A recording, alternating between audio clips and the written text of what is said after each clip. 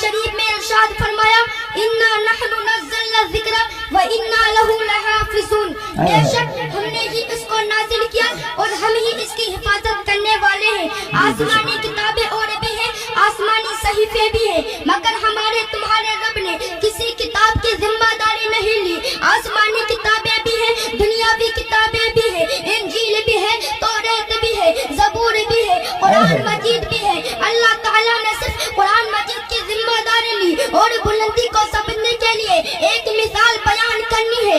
اگر ہم ساری کتابوں کو سمندر کے اندر ڈال دیں، توریت کو سمندر کے اندر ڈال دیں، زندہ باد زندہ باد زندہ باد، بے شک بہت خوب، رام چرتمان کو سمندر کے اندر ڈال دیا جائے، بھاگوت پران کو سمندر کے اندر ڈال دیا جائے، اپنشد کو سمندر کے اندر ڈال دیا جائے، قرآن کریم و فرقان حمید کو سمندر کے اندر ڈال دیں، پھر بہت اچھے بہت ساری اچھے، کتابوں کے نام لے کر پکارا جائے، زندہ باد زندہ باد زندہ باد، اے توریت تو آجا، اے زبور تو آجا، اے رمائنڈر تو آجا، اے رام چرتمان تو آجا، اے بھاگوت پران تو آجا، اے اپنشد تو آجا۔ لائق صد احترام سامعین، مگر ساری کی ساری کتابیں خوابات پڑی ہوگی۔ جب قرآن شریف کو پکارا جائے گا تو اس ہندوستان کی سرزمین پر ہزاروں حفاظ کرام سینہ ٹھوک کر کھڑے ہو جائیں گے اور کہیں گے جب تک مسلمان زندہ ہے، مسلمان کے سینے میں اسلام اور قرآن زندہ ہے۔ زندہ باد، نعرہ تکبیر،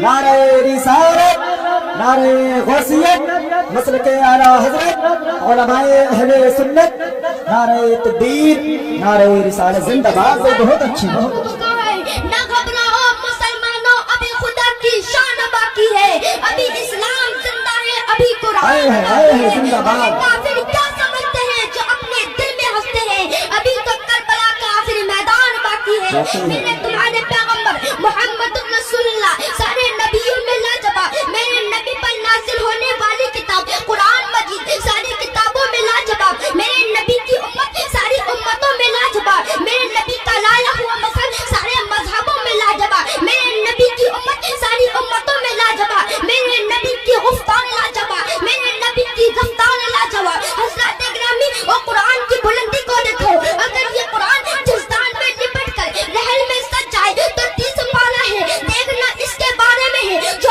آمینہ کی گود میں آ جائے رحمت اور لے، وہ آمینہ کا ماہ پارہ ہے، ایک چپ ہو جائے ایک بول دے، جو چپ ہو جائے وہ کلام پاک ہے اور جو بول دے وہی رسول پاک ہے۔ زندہ باد زندہ باد، دو چہرے ہیں، ایک تو تلاوت کے لیے اور ایک زیارت کے لیے، جس کی تلاوت کی جائے اسے کلام اللہ کہتے ہیں اور جس کا جلوہ دیکھا جائے اسی کو محمد رسول اللہ کہتے ہیں۔ میرے رب نے قرآن کی ایسی حفاظت کی، ایسی حفاظت کی، اگر جس نے قرآن کے تحفظ کے لیے اپنی جان لٹا دی، میرے رب نے اس کی بھی حفاظت فرما دی۔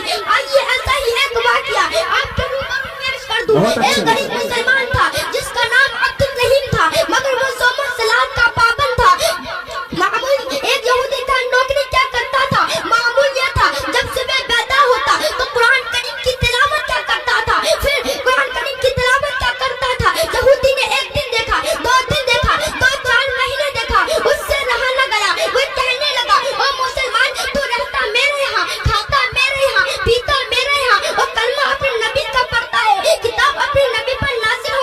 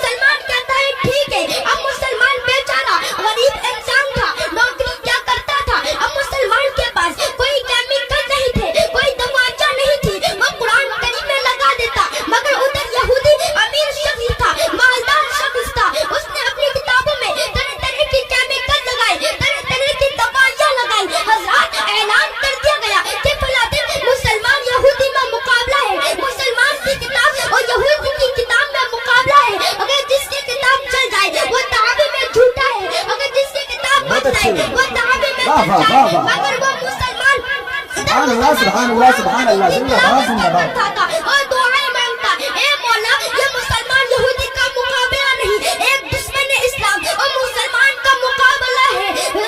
نہیں پسند احترام تعظیم و تکریم سامعین دل مطمئن یعنی مقرر وقت آ گیا لاکھوں کی تعداد میں لوگ جمع ہو گئے آگ بھڑکا دی گئی. یہودی اپنی کیمیکل لگائی ہوئی کتاب لے کر پہنچ گیا مسلمان بھی اپنی کتاب لے کر پہنچ گیا. مسلمان کہتا ہے عبد الرحیم چل تو اپنی کتاب آگ میں ڈال میں بھی اپنی کتاب آگ میں ڈالتا ہوں. جناب عبد الرحیم کہتے ہیں تو اپنی کتاب آگ میں ڈال سکتا ہے مگر میں اپنی کتاب آگ میں نہیں ڈال سکتا.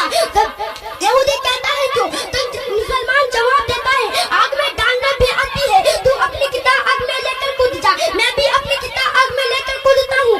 اگر تو دعوے میں جھوٹا ہوگا وہ جل کر راکھ ہو جائے گا اور تو دعوے میں سچا ہوگا وہ بچ جائے گا. اب یہودی پریشان ہو گیا اس نے اپنی کتابوں میں طرح طرح کی کیمیکل لگائے طرح طرح کی دوائیاں لگائی مگر اپنے میں کچھ نہیں لگایا تھا. پریشان ہو کر ادھر ادھر کی باتیں کرنے لگا مگر وہ عاشق رسول وطن قرآن کا شہدائی اس نے دیکھا کہ یہاں لاکھوں کی تعداد میں لوگ جمع ہیں اگر میں آگ میں کود گیا تو لاکھوں کی تعداد میں کلمہ پڑھ کر مسلمان ہو جائیں گے. وہ رسول کا دیوانہ قرآن کریم کو ہاتھ میں لے کر آگ میں چھلانگ لگا دیتا ہے یعنی کود جاتا ہے. لوگ سمجھ رہے تھے کہ جل کر راکھ ہو جائے گا جب دیکھا گیا تو قرآن کریم کی تلاوت کر رہا تھا پڑھ رہا تھا انا نحن نزلنا الذکر وانا له لحافظون. سارے کے سارے لوگ اسی وقت عبد الرحیم کے ہاتھ پر کلمہ پڑھ کر مسلمان ہو گئے.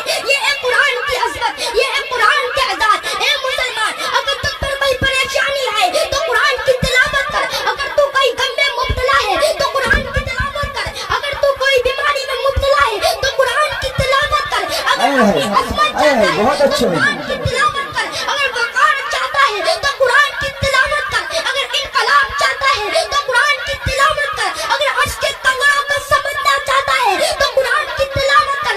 اسلام کے مقدس شہزادوں یہ قرآن یہاں بھی کامیابی دلاتا ہے اور آخرت میں بھی کام آئے گا. یہی قرآن شکل انسان اللہ کی بارگاہ میں حاضر ہوگا.